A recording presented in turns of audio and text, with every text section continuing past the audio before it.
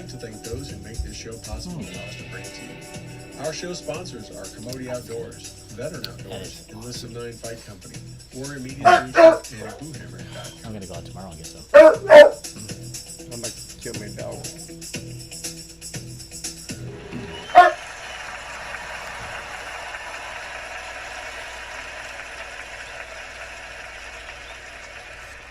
And welcome everyone to another episode of Stu and the Nunn and the dog, as you could probably hear. I am not in my normal studio, but that's because we don't have a normal show tonight.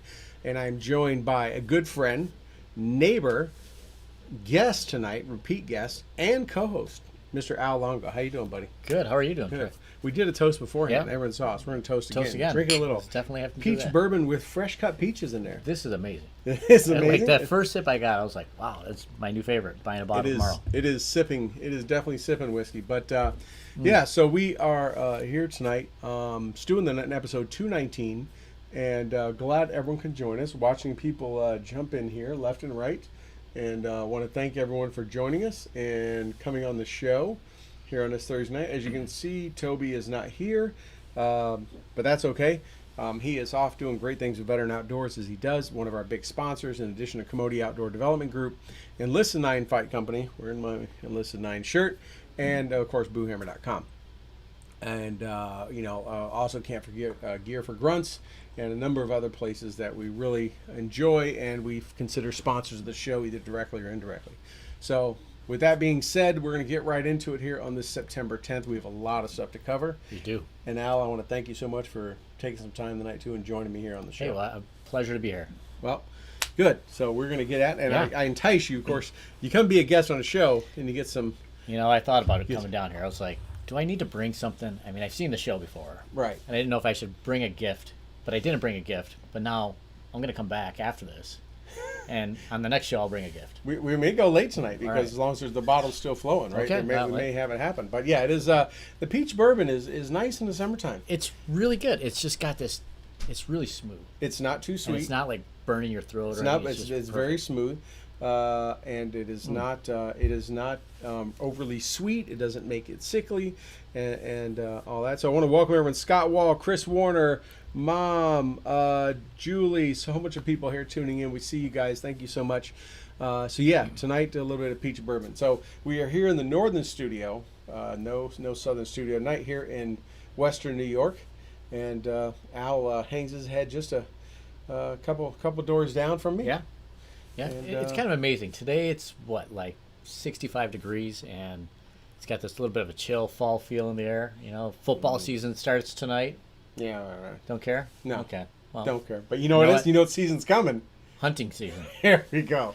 Hunting season. I really don't care about football either. Yeah, I did, and obviously, we like the Bills and that kind of stuff. Right. But I mean, I just want my athletes to play whatever sport. Just go play. Just like I want my entertainers to Yeah. act or sing. I don't need to hear their opinion. If I wanted it, I'd befriend them and ask them their opinion. There's this big, talk now but they're given the soapbox. They're given the opportunity to talk about social issues because they have this notoriety. But don't they always have it? I mean, but I was like, I don't know. Is that what's expected of you? I thought you were expected to play a sport. yeah, I don't think anyone expected. I mean, you want to do that, you go be a broadcaster or a journalist or something, Right. or an opinionator. Not really a journalist, right? It shouldn't be, but it should be an opinion person where you can give your opinion. Because you were hired to play the sport. Right. But they didn't say, we need somebody to play the sport and, oh, by the way, be a really good face for whatever it might be. I mean, I look at it, that's their job, right? That's Right. their job. And you have a job, I have a job, or you have a professional career where, you are you going to work, you have people, employees that maybe work for you, and this is not just you or me, but anybody, and you have people, and let's say you get together in a lunchroom, or you guys have a get-together or whatever.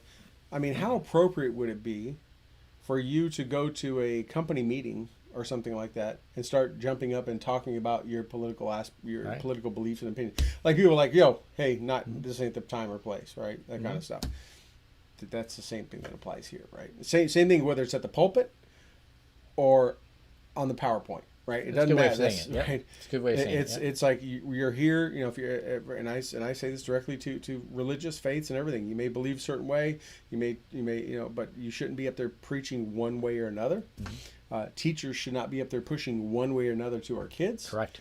Entertainers and athletes should not think that they have. That's great if they want to talk about it. If they're in an interview and someone asks them about it, that's one thing. Yeah. Right. They feel like they have the social responsibility that they have to use what's been given to them, which is this, the microphone, the television camera, the news reporters, and to use it to. But interesting enough, that it's given to them to talk to them about their sports. But exactly, it's about their sports. So when There's not those when people do we that gather change it and around say, a quarterback on the field and say, jump up and they're like, "That's awesome, he did all that. great game, but how do you feel about what do you think about this topic?" Right. Yeah, that's not what it's meant for. And it is, again, if you want to have that one-on-one conversation, or you want to ask them that in an interview, or like, hey, what is your feelings on this? Now there are a lot of athletes.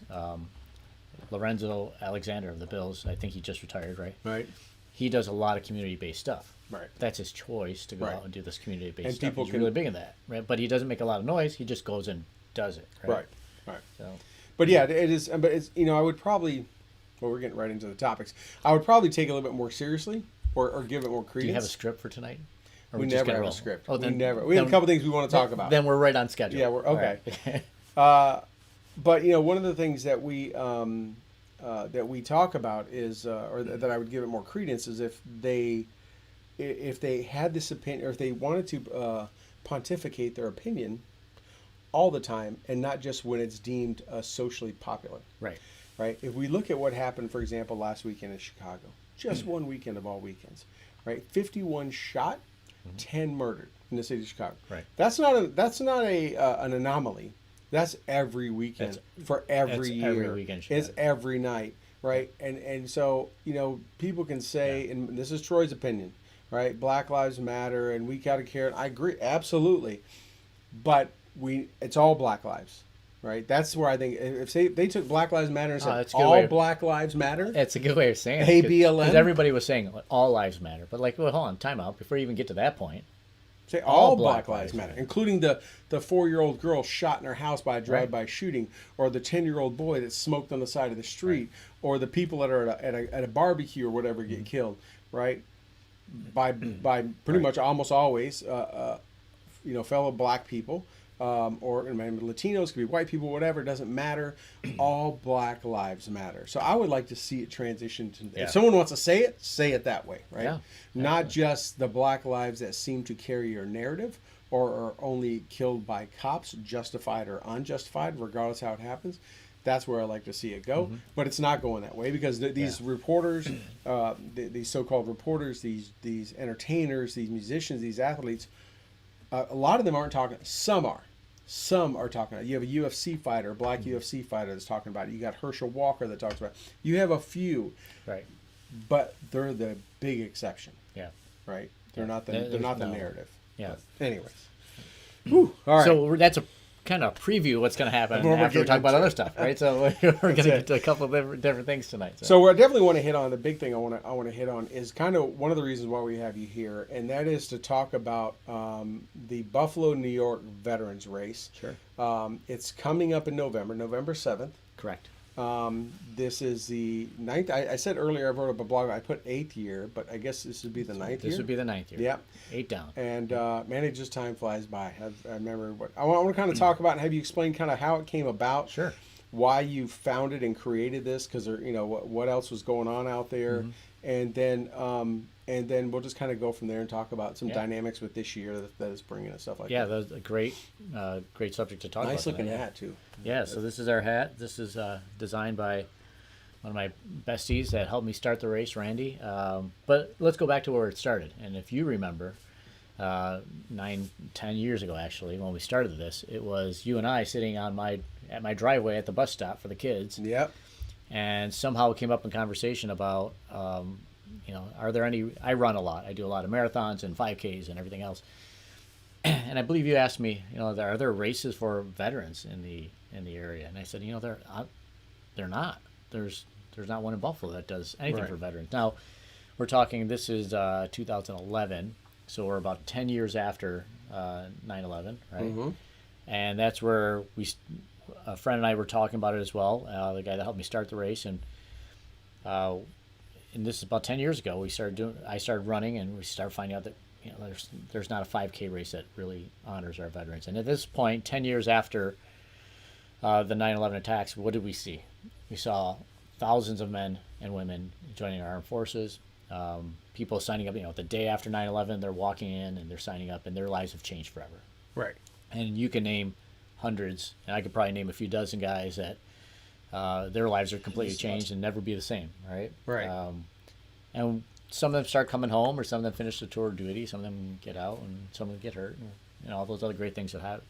No, all those other things that happen. Right.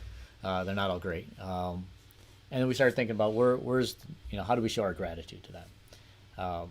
My wife's family, all of them are military guys, right? So, Yep. And in every branch, Marines, Navy, every branch of Coast Guard, but they're all in there. And her brothers, actually one brother served with your son. Yeah. Right? And with me. And with you. Yeah, yeah. I didn't know that. Okay. Well, yeah, we were in the same. Yeah, Oh, I thought there was just you and your No. your son I and was the first sergeant in the unit at the time. Yeah. Okay. Yeah, he was a medic over in HHC. God rest his soul now. Yeah. He passed away a few years ago. So we came up with this idea. Hey, let's do something on our vets, right? Let's do a 5K. Yeah. We were literally out there by the school, at the bus stop. At the bus stop, right in the driveway. And so that was 9 years ago now. And okay, what have we done since then? We've raised close to $20,000 for veterans. Different organizations, Team RWB, Soldiers, Angels. Yeah. And then we started keeping the money a little bit more local here with this year's group is the Buffalo Naval Park. Yeah. And then Veterans One Stop Center of West New York. And they're two great groups. If you're in the Buffalo area and you know of a veteran that needs assistance with whether it's financial, housing, employment, dress for success, anything like that, the Veterans One Stop Center are sound people. They're really good people. They do God's work at that Veterans One Stop Center, and I stand behind them 100%. Yeah, I've dealt with them a lot over the years when they first stood up, helping a lot of my old soldiers, past soldiers, should I say, as they were transitioning out, needing assistance, that kind of stuff. I've watched them just along the way over the number of years just continue they've stayed in the area. They continue to benefit the soldiers and veterans of all branches across all of Western New York. I don't know what the count is now. I know when I was the president of the AUSA chapter here, I want to say the number was around 38,000. This was, a number of years ago, probably. Of veterans in the area? 38,000 veterans in the Buffalo, Erie, Niagara County areas. Right. That whole region now is close to 80,000. Yeah? Yeah. I want to say this. So this was about 80,000. 2000, had to be around 2008, 2009. Yeah. And it was around 38,000 at the point. Right? So it's 80,000 now with a lot of guys. As troops get pulled back, some guys are coming out of service and stuff. That number's gone up quite a bit. Right. And the Veterans One Stop Center, they just last year alone have helped out 12,000 veterans. So this is fantastic work they do. And then obviously we have the Buffalo Naval Park. And the reason why I bring up both organizations is that this year we made a real conscious effort to put those two organizations front and center. And on top of that, they've now partnered with us to make this race successful. Right? Yeah. They want to grow it. Well, we've done a race down at the Buffalo Naval Park pretty much every year. Every year down at the Naval Park. And it's near and dear to my heart. We were just there with our Boy Scouts. That's right. And did a nice little project there for an Eagle Scout. Yeah, for an Eagle Scout project. And, our kids as scouts I think every Cub Scout pack in the West New York area does at least one trip where they sleep on the ships down there. Yeah. We have leaders, adult leaders that are our age, that are leaders in the Boy Scout troop that slept on that ship when they were Cub Scouts. Yeah. They've grown up, and it's just generation after generation, and and we talk about close to 80 something thousand veterans in the area. That place is the hub of, if you would, of the veterans focus in Western New York. Right, there's memorials. There's before you moved here. Now you've been here how many years? Way too long. Way too long. Yeah, 20? since 99. Since 99. 21. So you remember when it was kind of dilapidated and run down? It was very much, it wasn't much. It was just down kind of there. chain link fence, and it didn't look like there's a no boardwalk helicopter or something. Yeah, it was kind of so much. So now it's a beautiful place to run. Now they have memorials from Afghanistan to Korea to just a whole lot Iraq. African American, Iraq. Yeah, They got the recent one, Yep. which is all the fallen from the area from Iraq and the whole global war on terror. Yeah.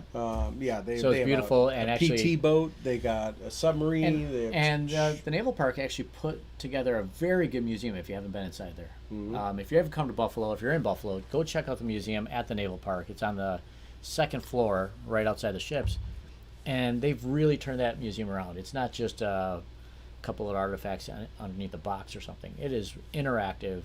They tell some great stories. It is. It's almost like hands-on. It's a really nice museum. Paul and his crew there have done a great job. So as you said, the race over the years, coming up on 9 years of racing, has benefited both national organizations like Soldiers Angels and many Team RWB and stuff like that. In the last couple of years, focusing on local ones and doing again this year. And I mean, you've also you've garnered a lot of support from businesses, both national businesses and local businesses, right? That are really stepping up. And we've garnered enough support to assist the race. We're always looking for more support because we're trying to make a splash. We're trying to help out a lot of veterans. And the misnomer that I found out doing this race. Oh, by the way, disclaimer here: I am not a veteran. I'm a civilian wanting to do my part.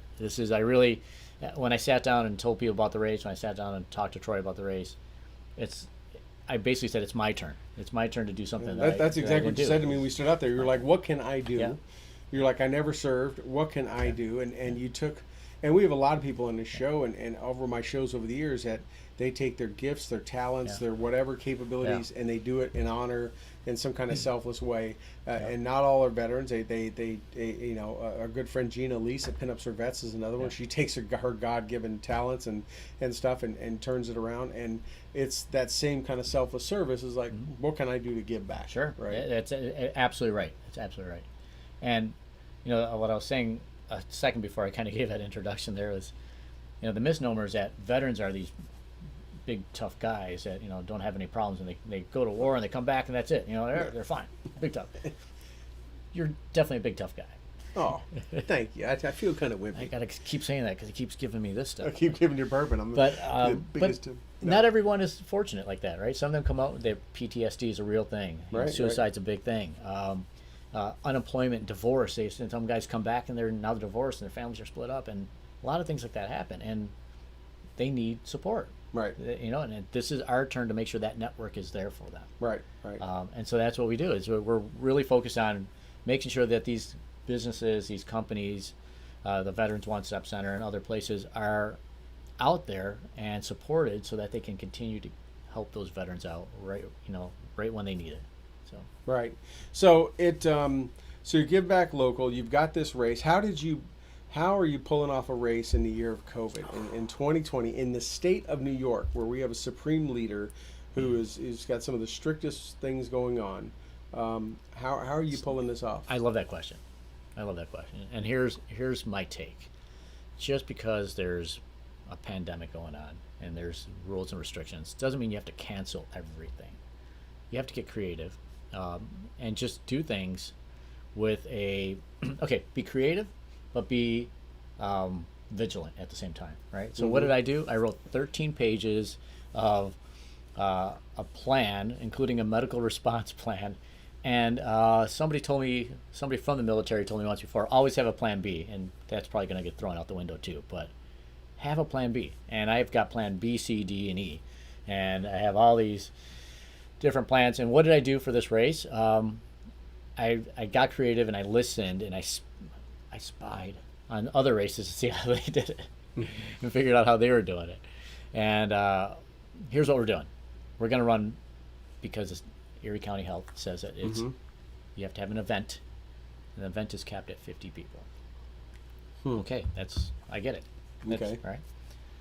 But if I run 50 people every hour for the next 5 hours, it's 250 people. Normally we draw about 300 people, 350. So we're scaling back a little bit. You've had a couple years. We had a year pushing 400. Yeah. But 350 is a great and just number. to put it in perspective, people, this is Buffalo, New York in November. Yeah. So we had one warm year. We had one nice year. That was the year that we started it. Yeah, it was like phenomenal weather. And the rest have been windy, rain. You're by the Dreary. waterfront. You're right Yep. on Lake Erie. Yep. Yeah, it can be pretty tough. So to get people to sign up, and now you can tell this for sure, is that you get a good number of pre-registers, but a lot of people wait to that day. Yeah. They kind of wake up, they look at the weather, go, Yeah. yeah, I'll go run today. Well, that's a good point. So we can't do that this year, right? Because have they have to be ahead of time. Because of all COVID restrictions, you can't just max out and have all these people. So what we're doing is a little different. 5 waves, 50 people in each wave. They take off every 60 minutes. Each one's an individual race. Really? Each race has winners. So hey, that's not bad. I'm racing amongst 50 Not people. bad, I can yeah. try So to- so that's how you're doing it. I Yeah. was wondering. So each one's so it doesn't mean someone they should be back within an hour, right? They should be, but So our first wave are elites. They should be done between 17 and 21 minutes. right. So you're still you going to got wait 40 the other minutes. 40 You minutes. got or 40 just- minutes to wait, and at that point, we're clearing people out, getting in the cars, getting them home, and Oh, so giving them there's no- food is and stuff. there- There's no post race. We can't have the post race. There's no post race beer and water. no can. and Well, hot dogs they're going to get and- themselves a warm meal. They're going to get pizza logs made here in Buffalo, New good York. pizza, okay. Yeah, and they're going to get those right here, Buffalo, New York. They'll get some crunch rolls, also made in Buffalo, New York. They're going to get. We're not sure if we're doing chili or we're doing pancakes or waffles or something, but we're going Right. to get those as well. So they get a warm meal. They'll get their medal. They get swag. They get something balaclava or balaclava. yeah, that's it. And Yeah. or neck gaiters, whatever. Yeah, neck gaiters. And it's all sublimated with nice red, white, and blue colors, and it looks great. So they get that. They get a medal. They get a bib, and they get food. Right. So they Okay. get all that great stuff.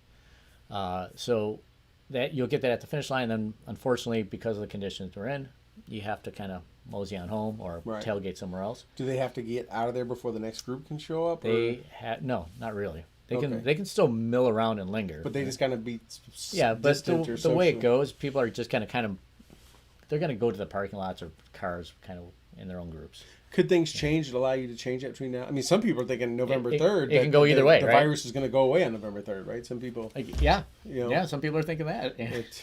either that or half the country's going to go away. One of the two. But We might not be able to have a race. So, But I mean, is there a but chance it could get? Could open up for? yes. Okay. Yeah. I mean, if things change, we could compress our back to 100 One people big an hour, race or or one big something, yeah. race, or maybe even add a couple hours Right. onto it. We could start at 8, end a little bit later. So it's still a 5K. Still 5K. We changed course to eliminate some of the kind of stretching out across the city. We've changed the course so they run through the Naval Park now, Okay. and then they kind of loop the marina twice.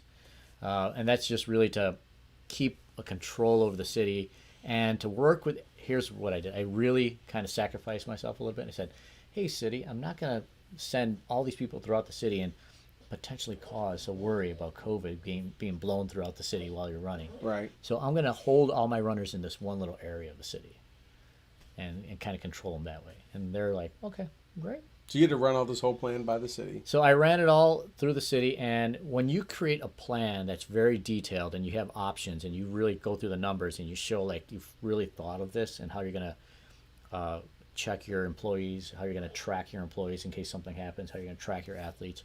If you show that you're really being conscientious about taking care of the people and playing by the rules and being safe, they're okay with it. So what are your do people don't have to run with a mask on, right? They do not have to run with masks. Okay, that's probably a big question. They don't have to run with a mask on, They need to have it when they check in. right? They need to have it when they're milling around and Do they waiting. get their temperature taken before they check in? They will be asked a few questions, Okay. but it's really when you sign that waiver, you're basically acknowledging that you You don't have any symptoms. You don't and have you're any good. symptoms. Sorry, okay. you may be randomly checked, but it becomes a little bit of a logistical bottleneck because you have to kind of scan everybody real quick. Right. So, Right. Yeah. Yeah, Yeah. that's- That's and if they're signing off saying they're good, then you've got to Right. that kind of stuff. Right. So okay, so they don't have to do that. There's going to be bottles of water there for them, or I mean, what's No water on the course, but you can get water afterward. Now you got to remember it's November. Yeah. You're really not sweating all that much. But No. this is going to be the year it's going to be 90 degrees. Thanks for Yeah, jinxing right. it. Yeah. Yeah. So so you got that going. They run 50 groups of 50. Yep.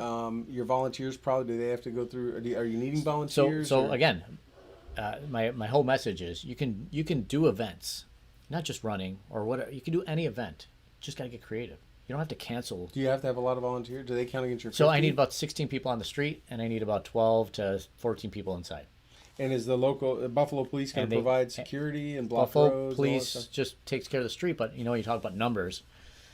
Inside the restaurant where we hold registration, it's a maximum of 50 people.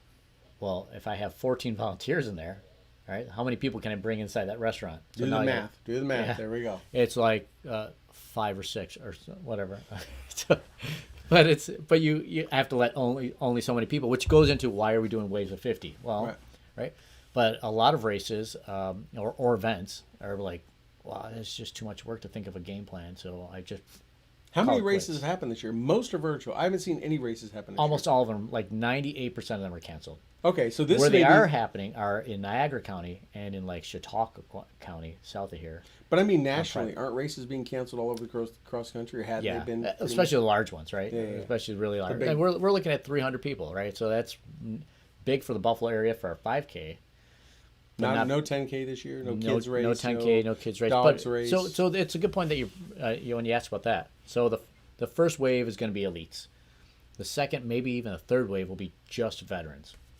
So if you're really? a veteran and you want to race, you can come out and you can race veteran against veteran. We have this trophy, a pair of boots with the nameplates on there, dog tags on there. For the fastest male and female. right? Fastest male and female, and right now I think the Army and Air Force are like neck and neck year to number of year times they for the won. number of times they won. I think, if my memory serves me correctly, I think Air Force won it last year for both. So second and third heat are just veterans. 'Cause I Just know in the veterans. past they've And had so veterans have gotten special medals and special. So they get a recognition. special, nice, high quality challenge coin Okay. for completing the race. Yeah.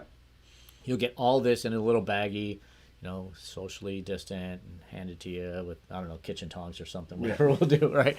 We'll spray it all down, and but you'll get your challenge coin if you're a veteran. You'll get your medal, you'll get your bib, you'll get your swag. And then right? so the veterans when they race on theirs, they're the first, second It's- place, whatever, just against So veterans. what I'd like to see this year is a little bit of trash talking, right? And I don't know because I'm not a military guy, right?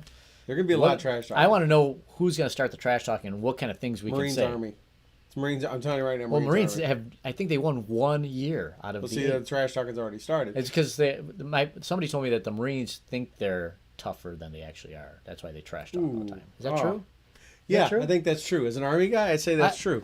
I'm a But civilian. Don't hold it against me. This is what I hear from people coming to my race. Oh, not for Marine. me, but no. No, so Air Force and Navy don't really trash talk too much, but who knows? If the Air Force has been winning, But somebody they told got me- they got some spunk to talk smack. But somebody told me they're called a chair force. That's a pretty common nickname amongst the like Marine and Army is chair force. Yeah, they do more office jobs. Unless you're yeah. that's why they don't Okay. really have like ground combat troops, right? And stuff. They got pilots. They got some cool like, planes. They got cool planes. Yes, they do. But they're in flying the all- Army. In the they're- Army, we like those cool planes. They help us out a lot. Yeah, So yeah. they also get us from point A to point B. But I want to see the trash talking. I want to see the hoorahs of the Marines yelling at whatever you guys say in the Army.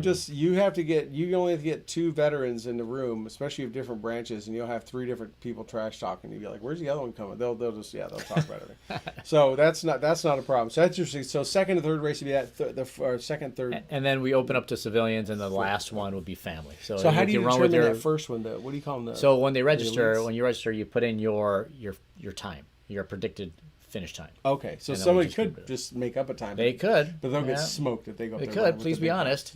Let's Yeah. let's be good. Let's be good people here.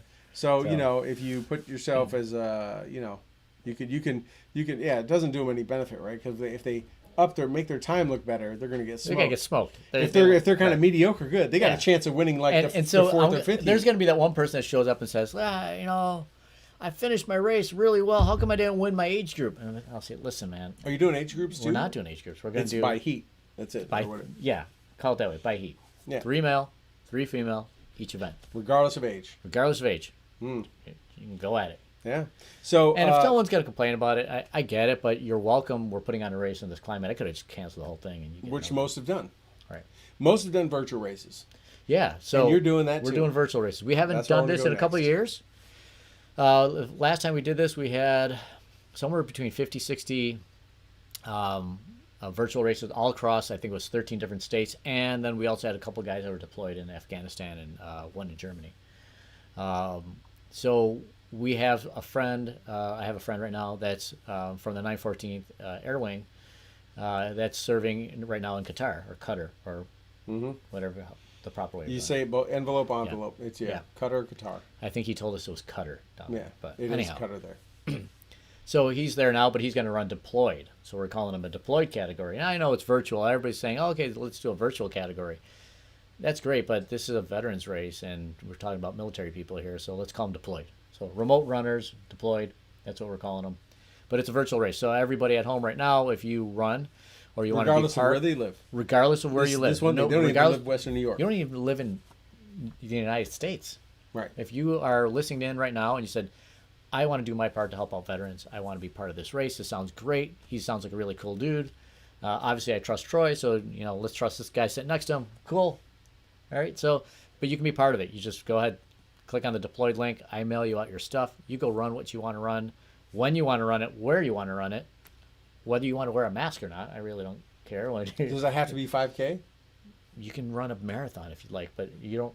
Just do your part to take a second out of your day and to give thanks and give gratitude to our veterans. And run. And even if you don't run, maybe it's just like, I'm going to wear my bib and I'm just going to be proud that I supported veterans. I'm going to go walk or something Yeah, like that. go walk. Just So what do they get as a deployed runner? You get the same thing everybody else gets. You get the swag. The neck gaiter. You get the neck gaiter, you get the bib, you get the medal as well. We'll send that all out to you. Okay.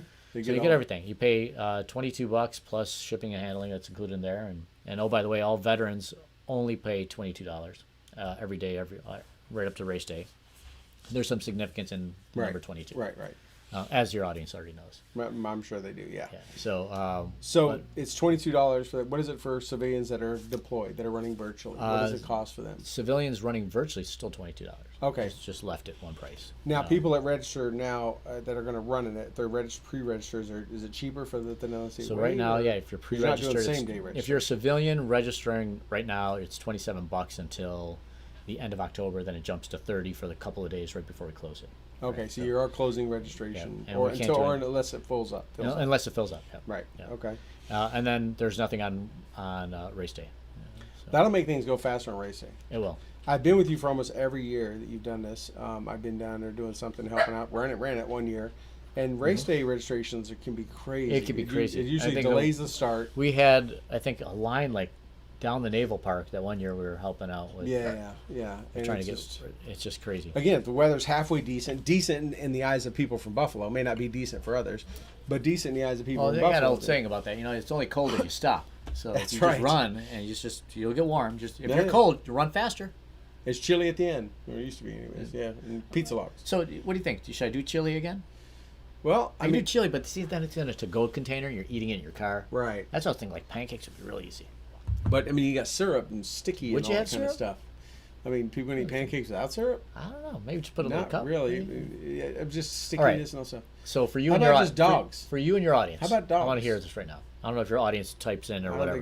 They may type in. We Yeah, got people right. on there. But what about just hot dogs? Just get a dog. So I could do the hot dogs again. So we're doing crunch rolls, which are fantastic. Crunch rolls. So they're deep fried, like pepper, stuffed with like macaroni and cheese, or stuffed with like hot pepper. Yeah. That makes you want to run And right they're about this big, right? So you got that. You got a pizza log. You got pizza logs. Sometimes the pizza logs, they might be doing the taco logs this year, which are fantastic. Taco logs are amazing. So your Probably idea is their that best when product. someone finishes a race, they come in. It's going to come in a to-go container already warm and with hot. a pizza or ready to go. taco log, a crunch thing. Yep. Maybe a hot dog, something, or whatever, and a bottle of water. Or So something. do we want to do hot dogs? I don't know. Do we want to do hot dogs? I think hot dogs. What would you eat after a race that you could take with you in the car? If they can stand around, people are finishing in 20 minutes when they got to wait 40. They may not, but The Chili's eat. I mean, it's the nice, later but- ones, the later races where they may not be done in 20 minutes. Right. If they finish, they get done, they can get their stuff and watch the next group start. Right? They may sit there and eat chili. Right. Right? They could sit there and eat a hot dog too. They can sit on tailgate and do that, right? But to go, unless you had container and this cup and all that stuff. Well, they're gonna box it and they're gonna containerize everything for us. Right. So everything will be ready to go. They get handed this. They get a bottle of water. I don't Bob's know. your uncle. See you later. Hot dog or I don't know. So what would you eat if you cross the finish line? You get a container food. We already know a couple items are gonna be in there. I gotta have one like Cadillac item. Like, well, there's a secret. Is it a slice of pizza? Is it a hot Oh, dog? okay, Is it a yeah. pancake? Is it a I don't know. I think chili would be great if people were to stand around and talk. And chili? visit. Chili's been our kind of been our thing. Yeah, right? yeah. We've been doing that year after year. Yeah. Chili, but Oh, No. that's some ideas.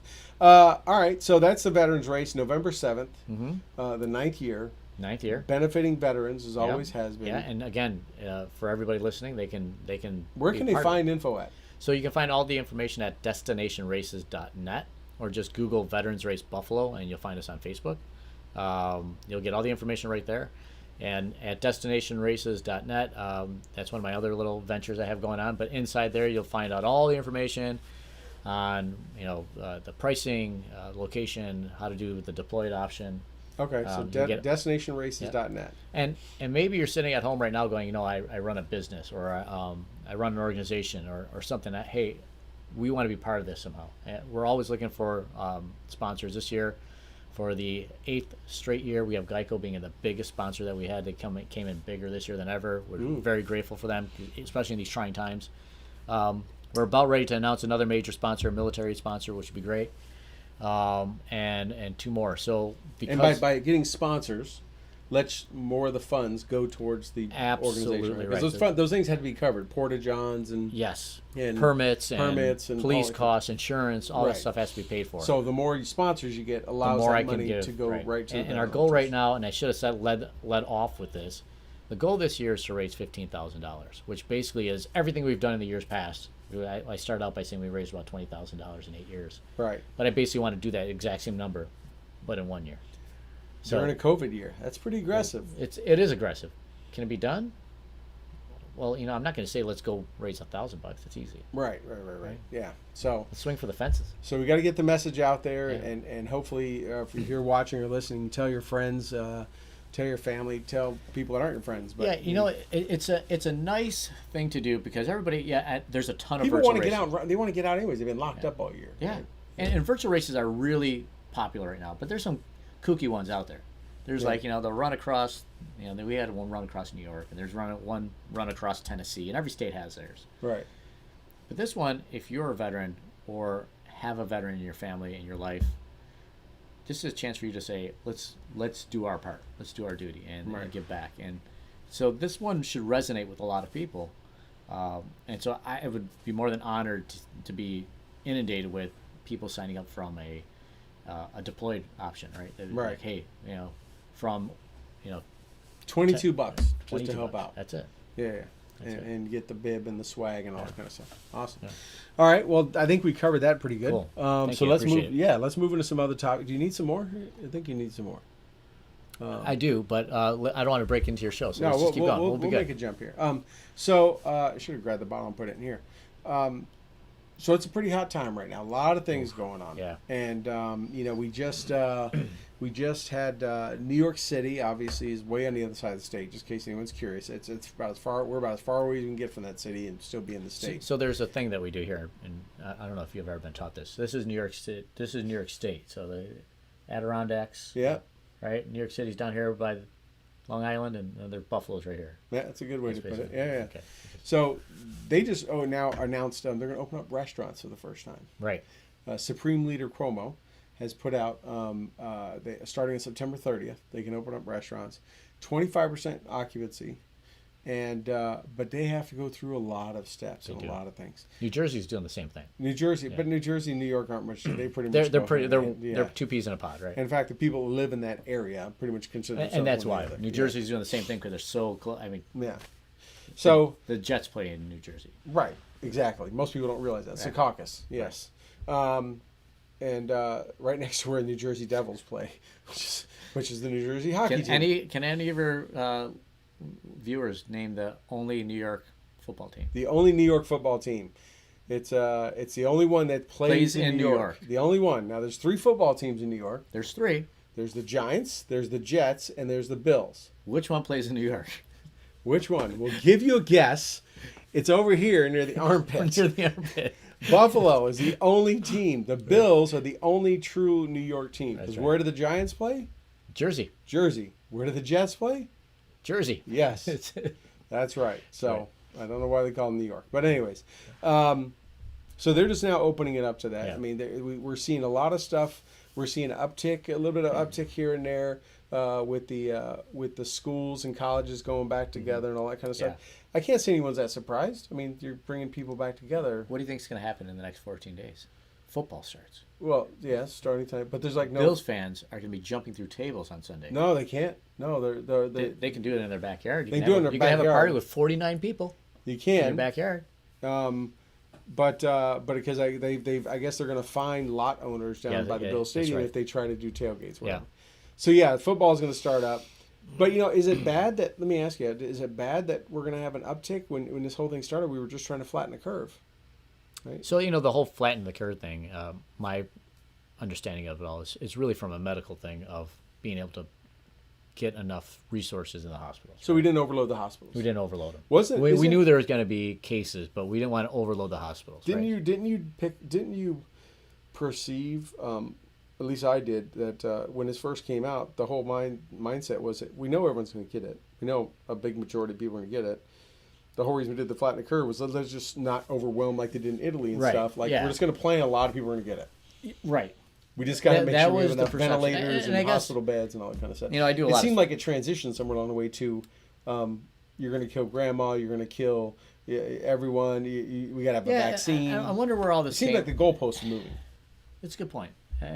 I think a lot of this is all call it media driven or whatever, and this is globally too. Globally, everybody's talking all these different messages, right? And globally, it was we saw what's going on in Italy, and we're going to lose 12,000 people in a month just like they did, and it was a lot of fear came in, and full disclosure, I am not a medical professional. I'm not a Have you stayed at statistician, the Holiday Inn Express recently, or No. No, okay. Why? Well, the whole thing where I'm not a doctor, but I stayed at Holiday Inn Express last night. Remember those commercials? Am I dating myself? All right, you keep talking. I'm gonna be right back. But something happened along the way where there's this fear factor of everybody's going to die, and how do we flatten the curve, and everybody should just lay low. And in New York, we did a pretty good job of just everybody. The attitude in Buffalo is different. It's just we are going to lay low. We're just going to mind our own business and kind of do what we have to do. But I do stats for a living, and the stats never really added up to me. And I would look at it and say, you're talking about 0.03 of the population or something like that. It's less than a third of a percent type of thing. So is everybody going to get it? Is everybody going to die from it? It was so. I guess what I'm trying to say is, what we knew then, what we know now, is completely different. And with every day that goes on, we learn more. And for data guys like me, we love data. The more data you collect, the better of the inference you can make. Yeah. Hush. Sorry.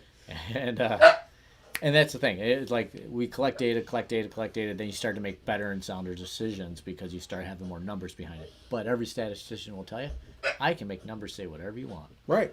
Yeah, you can. I'm the best in my class. I'm also the only person in my class, so I'm also the worst. You know what they call that graduates at bottom of this class in doctor school? Doctor. Right. That's right. You can spin it. You can definitely make it how you want, but it is. I mean, we've talked about it here on the show, and I've talked about a number of personal conversations. That yes, when this first happened, everyone hunkered down. And this town, like many other towns, looked like ghosts, looked like a zombie apocalypse. Like there was nobody out.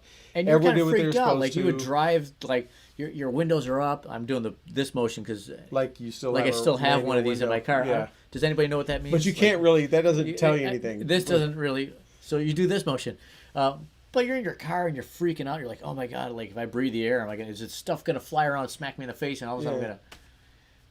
But I think we're getting more comfortable with it. We're seeing the reality behind it. The culture in general, the people of the globe, gathered more data, right, and realized, okay, even regardless of what the CDC was trying to figure out and all these other places, we were trying to realize, okay, we just wash my hands, wear a mask, do this. I can. Those are function. two most important things: wash your hands, wear a mask. Right? Don't go sneezing on people. Don't go coughing on people. You don't feel good, stay home. But the problem is now, whether they're getting better data or what, we have now the CDC releasing guidance saying, well, if you're not going to be within 15 feet of someone or 6 feet of someone if you're not going to be with them for more than 15 minutes to 6 feet, you don't need to wear a mask. Right? It's like, oh, what happened? So do you think that all comes from? Do you think it comes from better data, or it comes from Oh, it's went from the stuff that lives on surfaces for so long to it doesn't, to it does. Yeah, now remember it's when back we were off. like, Now it's so- back off. It doesn't. They said heat killed it. Everyone thought, okay, summer's gonna be gone. Well, some people said he didn't kill it either. Right. Some people were say like, it no, didn't it kill didn't. Well, I remember people it's saying, humidity. It's not people were humidity. like, oh, he kills it. Well, if he kills it, then how come the people in Italy weren't saved? Because Right. it was warmer. But nobody knew because Right. it was so little. Just like Right. when the governor went to Georgia or South Carolina a couple months ago, and he came back after he instituted a 14-day quarantine. He didn't quarantine, but you can go to Georgia. but he said, "Well, I wasn't there more than 24 hours." But wait, that doesn't make any sense. So then I went, "Oh, you only got to be somewhere more than 24 hours." Right. So that's But what if you know the people you're going? You know what? When I go to the grocery store, I'm not there 20 minutes, So- much less so- 24 hours. So I'm like, why do I have to wear Can I one in the gripe grocery about store? that? Can I gripe about grocery store? That's what we're here Right, for. so Yes, I'm go going to ahead. gripe about grocery store. So this What is where, grinds your gears? So this is what grinds me. For plastic bags, grind my gears. But we're not going to get on that tonight. So plastic bags, the whole plastic bag thing. The ban? No, how you fill a plastic bag at a grocery store. It's driving me freaking nuts. Do it the right way, and then we wouldn't have a ban on plastic bags if people would use them the right way. But I don't want to get crazy. So, the whole grocery store. So, what do? We put teenage kids in a grocery store, called them essential, and then we made them work an 8-hour shift, and they're interfacing with hundreds of customers a day. Right. And then going home. Did we hear of an outbreak in a grocery store? No. Or Home Depot. Or Walmart. We didn't. Or any of those. We heard nursing homes. Okay. We heard certain businesses. Yeah. But you didn't hear like, oh my God, he picked up a box of Sugar Smacks Right. and got COVID. Right. Those Right. essentials. Yeah. Those Right. essential people.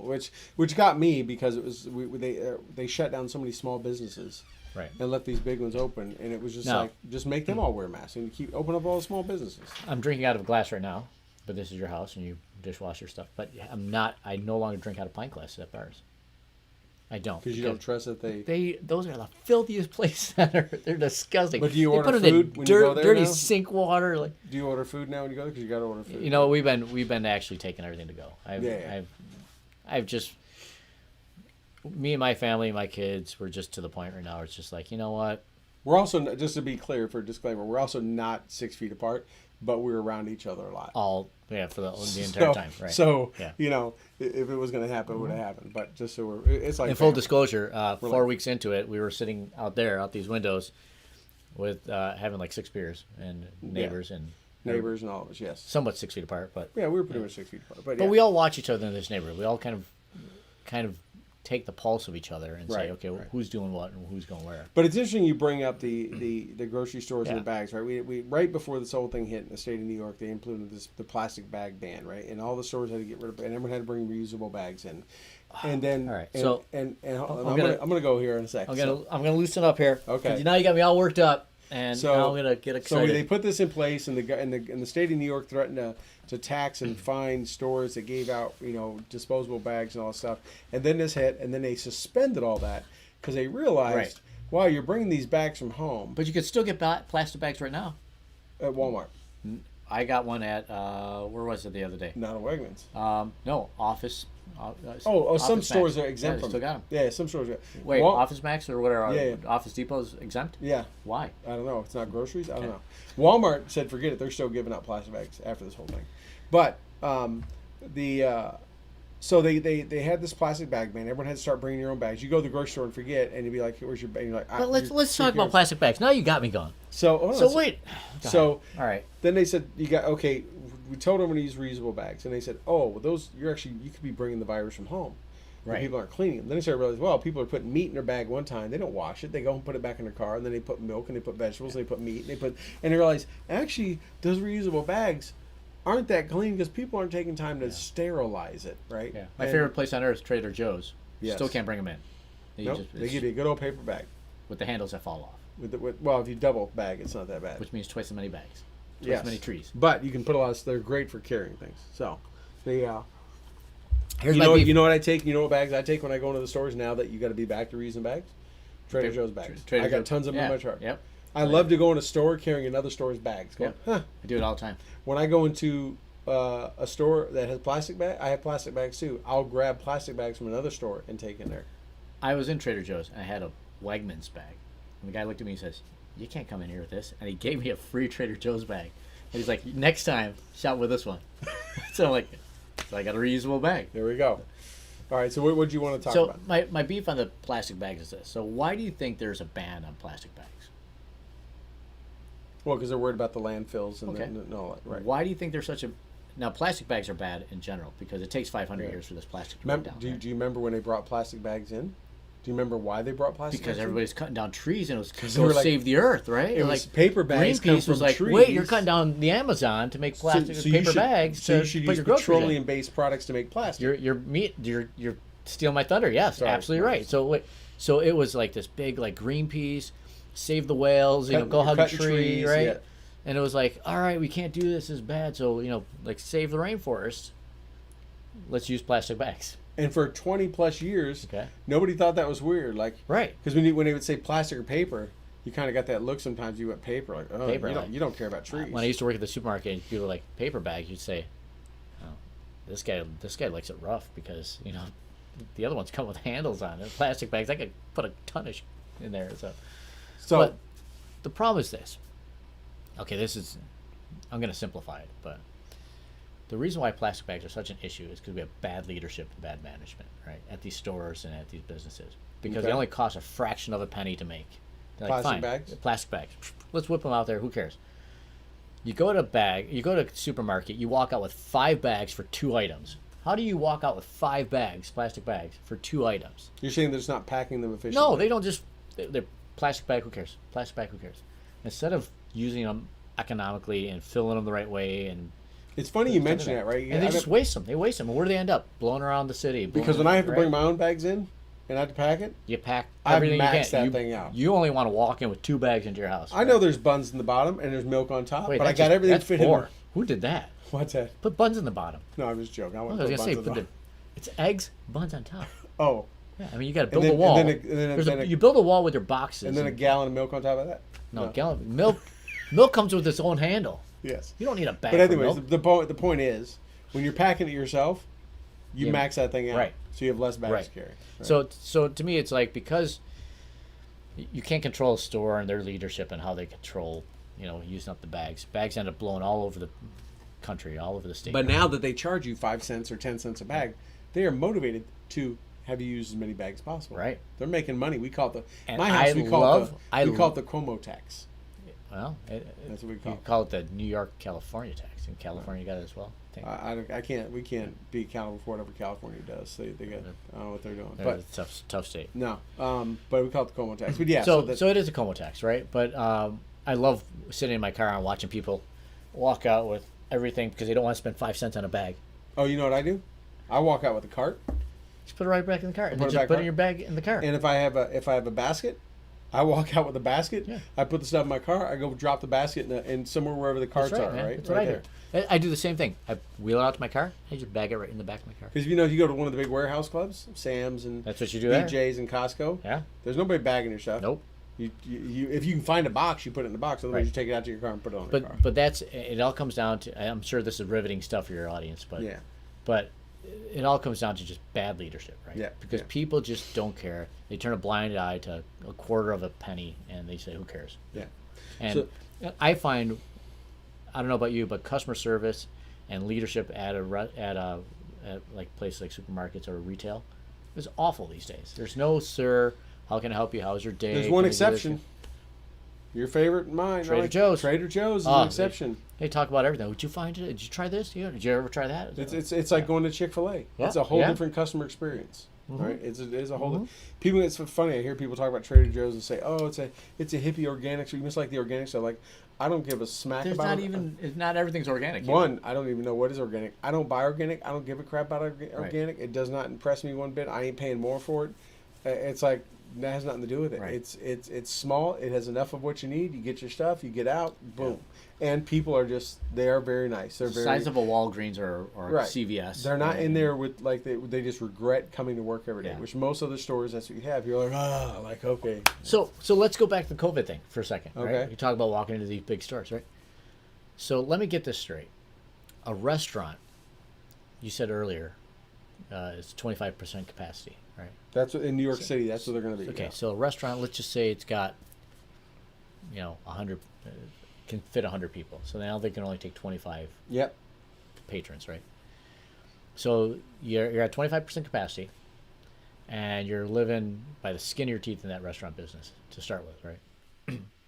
But that's 25 people. But you can go into your supermarket and they can jam 300 people into that store. Yes. Walking around for 2.5 hours, grabbing boxes of sugar smacks, Picking stuff up, putting right? it down, doing all that kind Looking of stuff. at it, reading labels, right? Yeah, and, yeah. and like to this day now, I go in and pick up an item. I feel guilty, like, oh, I picked it up, I'm gonna contaminate it. Like you have some kind of zombie. Like I feel bad. Like I feel bad for touching an item. Like, Yeah. oh, if this person sees me touching the item, better wipe it down or whatever. But my point is, since day one, we can jam 300 people into a supermarket. Yeah. You know what? You can jam more, and And then there's a protest. But my race, 50 people Yeah. every hour. But if those people went down there to protest, Well, I could have 3,000. you could have, if they carried signs with them that says, do they? Doesn't matter what you protest. So are they protesting? Are they allowed to do that because you don't want to infringe upon freedom of speech? Well, I don't know. Is that why Apparently, they're you can. doing that? Apparently, everywhere the protests are happening, regardless of the reason. But what if you took a protest sign inside a supermarket?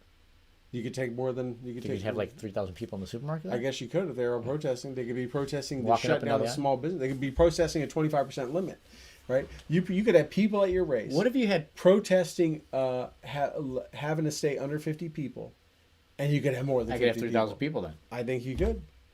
So what you I'm should not gonna think try about, that this year. No, you're not. I think what you could do is Like, wait a minute. once you register over the 250 or 300, whatever it's going to be, then anyone else registers, you have to bring a protest sign. Doesn't matter what they protest, you have to run with it. Look at that. Toby always says there's a light bulb going off right now. Toby and always I'm says I'm wondering- an idea guy. That's an idea, right? It's an idea. Yeah. Because apparently protests are totally cool. Now, they haven't said that only protests of certain types. So maybe if you have to support a certain cause. But you can protest, you can have as many, right? I don't know. But anyways. Do you want to talk protests? We're going to spin into a little bit of politics here All real right. quick. We've kind of been going an hour. We're going to go a few more minutes.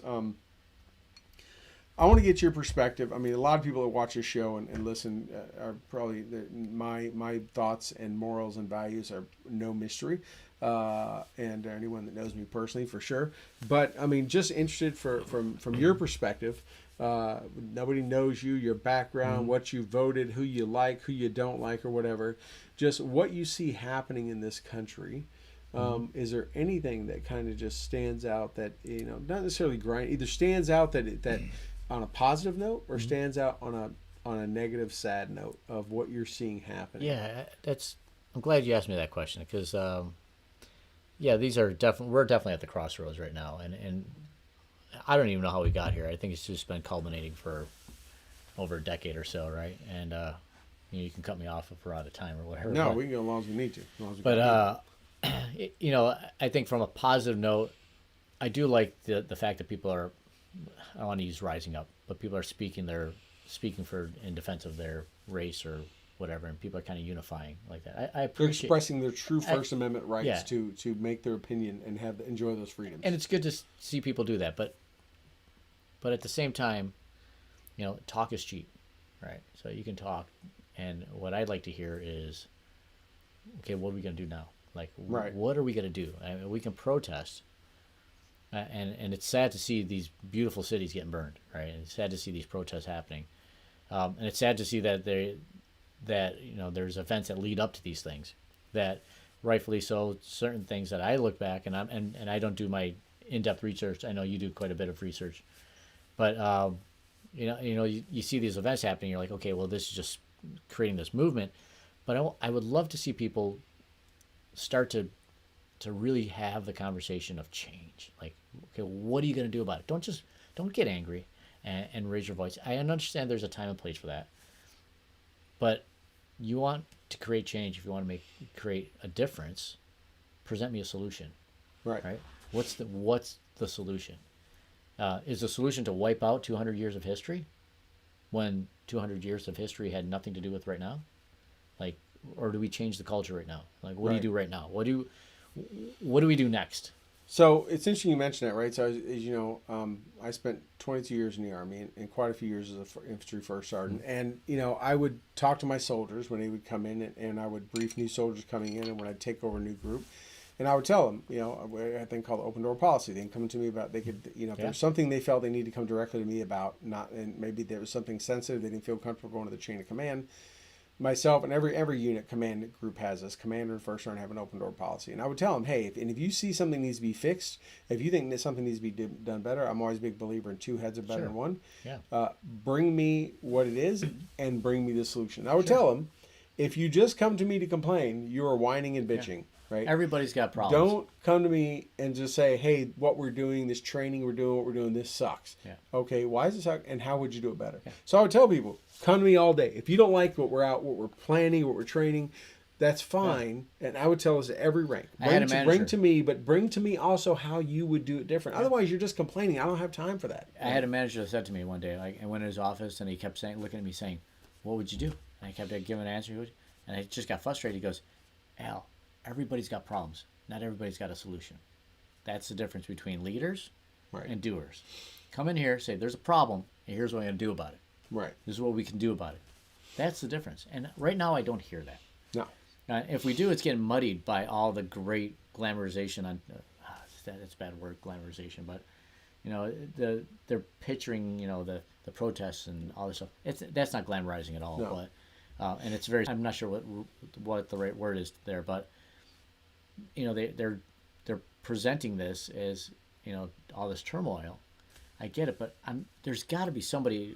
Do you think the turmoil is that bad? Do you think the turmoil? I mean, you talk to a lot of folks like I do, and there's folks we hear what people say on TV, and then you talk to people, and it's they could be representing. What happened in North Buffalo and Hurdle Avenue over the last week and a half was sad to see, right? It was, and that's a neighborhood where my mother-in-law lives there. And for people who don't know, there was and I only know a little bit of this because it was a Black Lives Matter protest or some type. They were just marching down the street, and they were just protesting some of the other things going around nationally. Right? A restaurant bar that went by, and they got two guys came out, one with a knife, apparently kind of concealed, somewhat semi-concealed, never brandished it, never wheeled it in front of anybody, and it just kind of escalated, but at the same time got diffused, so nobody got hurt. A couple of racial things were supposedly said, I guess. I don't know. But then this steamrolled into like day after day. Now people going in front of this place, and finally it ended up resulting in the place being shut down. But right before it was shut down, there was this clearly line dividing the street of police. Right. And I'll just be honest, it was white people in front of the bar and a diverse crowd. It was a mixed crowd on the other side. And just spatting at each other and saying some awful things both ways. Right. And it's just kind of sad to see that. So it's hitting closer to home. But in my life and the people I deal with, I've never had an issue. I've never treated people unfairly. I've never looked at people the wrong way. But regardless of what color somebody is or whatever. Well, no, it's simple like this. Regardless of what color somebody is or how they were brought up or whatever, there's a-holes everywhere. Mm-hmm. Regardless of what you look like, what gender you are, what you act like, there's a-holes everywhere, right? Yep. And there's good and bad people and all because we're mortal men and we're fallible and that's what happens. But it's like you said, what do you do with that, right? Where are we going to go next? If you look at the protest, and we'll take Buffalo. It's close to home for us, downtown Buffalo. Before the old guy was pushed over and all that kind of stuff, or fell backwards, right? When they had the protest, right, and not just in Buffalo. This is across the country. In the daytime, because that's when you protest, when you have to shut down or affect a business or an organization from having, that's when you want to be seen and heard and known, and you peacefully protest and say, this place is terrible, or this event is terrible, or whatever. I'm listening. That's but it's not protesting at 10 or 11 at night. It's not. So when you come out, when there's no one out, and everything's shut down, and you're carrying a box full of Molotov cocktails. Here's my feeling. There's a protest not this past weekend, the weekend before, and it's sad because, there's a protest, I get it, and they did the right thing. They had some good speakers. They did a prayer session, and it was very well controlled, and it was just a nice, hey, we're here to speak what we're looking for. Raising awareness for an injustice or something. They started to walk away, and another faction showed up and said, we're going to go to the police precinct, according to what was written in what I've read. And you had me right alongside with you. I was sitting there going, yeah, you did it the right way. I'm listening because you're speaking the way I like to hear. You're saying the right things. You did a prayer session. I'm big on faith. That's great. fantastic. We can create change by hitting people in the heart right there. Right, Right. that's good. But now you Opening people's hearts and minds. exactly Seeing right. perspectives Exactly maybe right. they never got You know to what? see. Here's a different color glasses to put on. See here, see what it But looks like from my what side. happens when you start to yell? When Right. you start to get violent, right? Now you're turning up the heat. Well, right? what do people do? They shut down. They shut down. Right. We see this in our own households, right? Right. Yes, We absolutely both right. we Absolutely both right. have children. We've had a lot of children. And you see this when your kids, or when you try to sit down and talk to your kids, or your kids are talking to each other, right? And let's say you sit down talking to your kid, and you can come in and yell at your kid because they did something that made you mad, and you come in kicking and screaming and yelling. They tune you out. After They the look first at you 30, and nod. first 30 seconds, they're a little scared, and they're like, "Oh, not again." They tune you out and go, okay, whatever. And they don't hear anything you say. Right. Or you can sit down with them on their bed and look at them and say, let's talk about why this happened. What are we gonna do different? Do you know why I'm so disappointed in you? Yeah. Do you know why this stuff? And they go, Right. yes. And you go, do you see why it got me and mom or whatever got upset? Do you see why your teacher got so mad? Do you think about how you talked to them, or do you think about the actions you took? You go, yeah. And they learn from it. And that's that microcosm, that small little bit and I is think what needs to replicate across this country. That's what needs to happen in the next. I hate to say the next 60 days, but Because yeah, the vitriol, it needs to happen. Like the vitriol, and a lot of that's caused by the media, because if it bleeds, right, Right. It leads. Yeah, And that's a good way of saying it. It's right, like if it that. bleeds, it leads. Yeah. And it's in the media's best interest to cause this divisiveness, Right. And the us versus them, us versus you kind of thing, And right? that's what I hate. Why does it have to be? Two So sides? they narrative and push their one side, Right. and there's just like there's this concept of if you are conservative, you're racist. If you say all lives matter, you're racist. If you wear a red hat, you're racist. If you don't say anything, you're racist. You're racist. Or what happens in the restaurants, right? Silence is acceptance, or whatever. right, yeah, where they were screaming at people. This is what we were talking about, screaming in people's ears trying to eat, right? You're not going to bridge a gap and have communication, right? When someone's trying to sit down and enjoy a meal, when they finally get to go out after all these months, and they sit down and you're screaming at them, threatening them, And I told people, I said, you could be bad. they're not going to go, you're right. Now that you're screaming at me, and- let's talk about it. And so you can be mad at the president for his perception or his whatever how he's being interpreted, Right. right? But what I tell people is like, and I debate this with my uncle all the time, right? I said, what are you doing locally? Right. You want to complain about your police. You want to complain, defund the police, whatever it might be. Who's your sheriff right now? Who's your, the head of your precinct? Who's running for Congress? Who's running for Senate in your area? Who's running for the police chief? Who's running for the police chief, right? In your town. You want to create change? Yeah, the big guy upstairs, or not upstairs, but up at the White House is going to cascade all this stuff down. It's going to take longer to get here. You know how it works, vetoes, and it's got to go But to the because Congress. of the 10th Amendment, Right. they don't control all Right. the They local don't. stuff. It starts voting locally. So what do you do locally? And people are forgetting about that. They forget about the congressman, their sheriff, No, it's not and their that. School board. school boards, Assembly, right? Right. So start locally. right. You want to make change? Get on the school board. We've been talking about that in the show. If you want to make change, run for office. If you want to change the demographics, perhaps your town has all white people sitting on your council, right? Create change, right? Go be part of that. Start the movement there. And I think that's where I'd like to see the conversation change to is start to watch people go, you know what? I'm going to make a difference by being part of it, being part of the solution. Right. Versus, and this, I have no data, zero data to support this, but I think what's going to happen come November, the people that are making the noise, and I hate to bring this up on your show and stuff, people that are making the noise probably won't go out and do the won't vote, and it's won't put in the work, Well, and that's where it will be shocking. here's to what we see saw that. in 2016. Like, will they? There's definitely more. Where are they going to put their money where their mouth There's is? definitely more support behind Biden than there was Hillary. There's Right, more. true. I've seen more Biden signs than I ever saw Hillary signs. Mm-hmm. And by that I mean I've seen 2 Biden signs. I see That's too. 2 more than I've seen a Hillary. I never saw Hillary sign one, right? Mm-hmm. And it's just hearing from the general consensus, there's more interest in that than there is. So, however, everyone on the left just despised her. There's a lot of people that are not enthralled and enthused by Biden.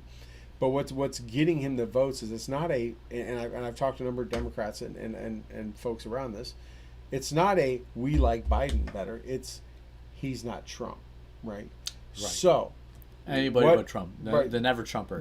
but it's just like they're just like, well, not him, right? So they're not voting for, which is just as sad, in my opinion, when you talk It about is, casting a isn't it? ballot for the leader of the free world in our country. I should to come vote back. to vote on. Just as sad as I'm going to vote for that person because they're a woman or they're black or Yes. they're this or they're that. Yeah. To say I'm voting for them because they're not that guy. That is not what this country was built. It was built on Yes. voting for who you think is best. You could not like him or like him at I would all. love to come back and be on your show and be part of the conversation and about how did we get here. We had, just like in the Republic when Trump won his bid for the for in 2016, we had like 20 people we could have picked from. We picked the whitest, oldest guy. You're talking about the Dems or the Republicans right back now, then? right now, right, we did. right. And we always did the They same. had the most diverse crowd Right. ever, right? Right. In 2016, and even in 2016, in 2016 there was it a handful. It was pretty diverse. It was more diverse than there was normal. a handful, Right. But there was a lot of people on the Republican side. But right? we had them. We had all shapes and sizes. And Trump won, right? The billionaire. But now we got Biden. Now we're on this side. Stereotypical and guy. you had Booker, and you had Kamala, who, by the way, you had Beto, you had all these people, you had Klobuchar, you had Yang, Pete Yang, you had Gabby. What a mix, Gabby. I like Right. Gabby. The different how it happened, to the establishment got behind. I know. I like I said, I want to do It wasn't another the show 'cause people. I know you're No. probably running. It wasn't long the people; time. it was the establishment. I'd right? love to come back and listen. You know the difference was between that and 2016. The establishment was behind that candidate, Correct. but the people were. Correct. Because remember when he got right before he accepted the nomination, there was like these closed door meetings with Paul Ryan and him. Like, well, he fought. We talked about it a number of times. He fought not only the Democrats. he's like, I'm not going to do that. He not only fought the Democrats, Republicans, like how he was going to. He represent. fought the Republicans. He fought the media, and won above all those. Right. What's sad is the Democrats don't get, and I'm repeating for things I've said on the show many times for listening, is that this has all been coming since 2008, right? Okay. In 2008, Obama won because he was not the established politician, old white dude in D.C. Right. He was a first-time senator who was who talked to the DNC convention in 2004. He's smooth. And it was very articulate and smooth and young and cool and Chicago and community worker. But you know what? He's barely a senator, so let's But just Trump vote also him. won for how? So he wasn't smooth. No, hold on. He wasn't smooth, but he wasn't the establishment. But he was establishment. So in 2008 they elected Obama. In 2012, right, going against Romney, right? The establishment. Right? Was it Romney in 12? Yeah. Yeah. He also was still establishment, and Obama, it was like, well, we haven't given Obama enough of a chance yet, right?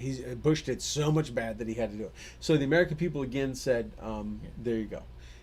In 2016, the American populace, the independents and some liberals, looked at it and said, we gave that dude 8 years. Right. And guess what? He is part of the establishment. And He never changed. So the reason why Bernie made it to the to the DC primary, which no party's ever had to get to the last thing, which was DC, Right. to make the decision. And the reason what happened? The reason he started, If they silenced him. if the DNC had not fixed it for Hillary, Right. it'd have been Bernie and Trump. You said it. You said it. They fixed it for him. Right. Right.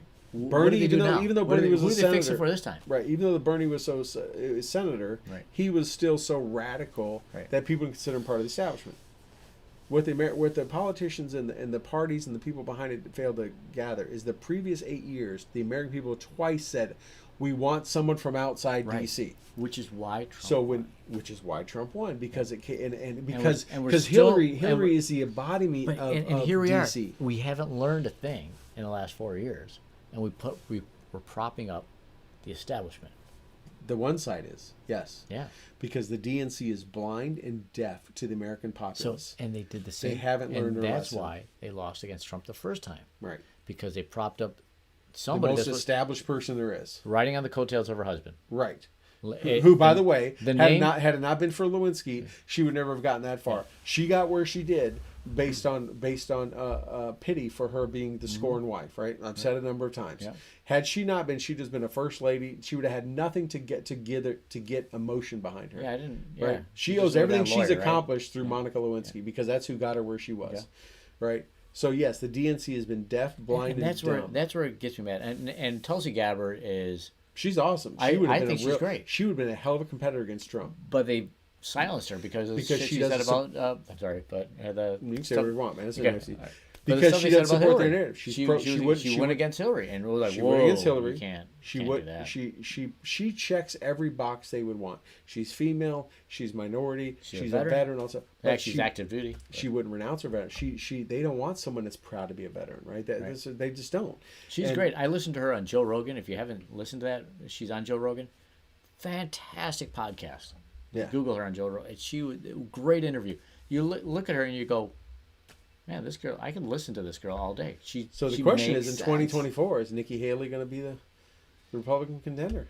Is she going to, she checks all the same blocks too? Yeah. But anyways, this is great. I'd love to just talk about this. This week to talk about all the time. Why do we talk about the veterans race? I know that's a little silly, veteran, because we want to make sure people know. But no, it is, again, it is the reason why Trump is probably going to win is because not only all the great things he's done that for this country, whether you like him or not, a lot of great things have come out of his presidency, is because they look at Joe Biden, the guy hiding in his basement and everything else, and everyone can see, right? No one is, regardless of what's going on with Ukraine and his son and all that stuff, everybody's looking at it going, really? And look, Kamala doesn't get anyone's goat going, because if they did, she wouldn't have dropped out so early with less than 12% of the field. I hear a lot of both those things. I hear a lot of both those things, like.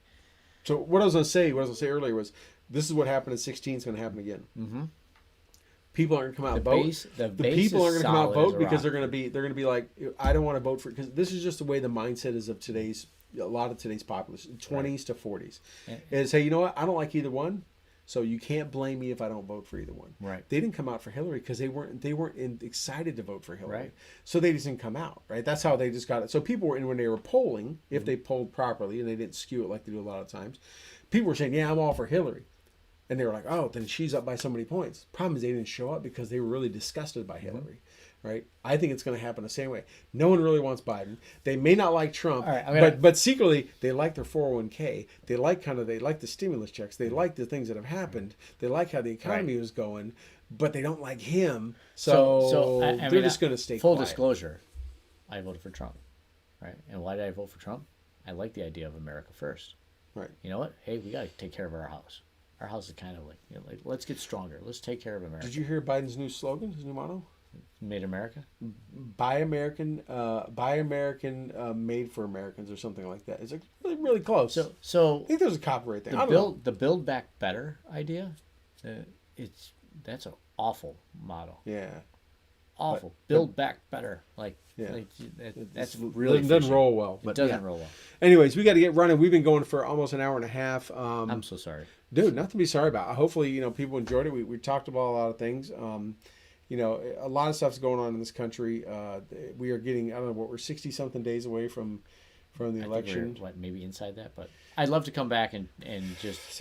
Yeah, we're just inside that. And it's going to be days before the race. Yeah. Hopefully, there's a downtown Buffalo to race, because look, you should do a live feed from there. I've been saying it. Come November 3rd and the days after, half this country is going to burn.